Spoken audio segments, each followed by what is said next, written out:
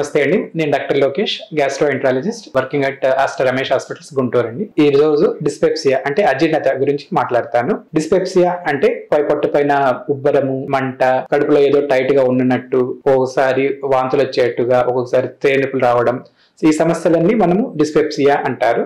ఒక్కొక్కరు ఒక్కొక్కలాగా ఇవి డిస్క్రైబ్ చేస్తారు.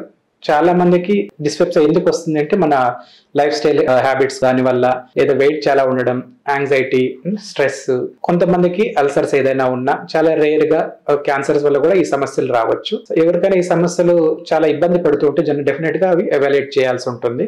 ఎస్పెషల్లీ ఓల్డ్ ఏజ్ అంటే 45-50 ఏళ్ళు దాటిన తర్వాత వెయిట్ ఏమైనా తగ్గుతూ ఉంటే, బ్లడ్ ఏమైనా తగ్గుతూ ఉంటే, ఫ్యామిలీలో ఎవరికైనా పొట్ట క్యాన్సర్లు లేదా అన్నవాహిక క్యాన్సర్ ఇలాంటివి ఏమైనా సమస్యలు ఉంటే దీని గురించి మనము ఇన్వెస్టిగేషన్స్ చేయాల్సి ఉంటుంది.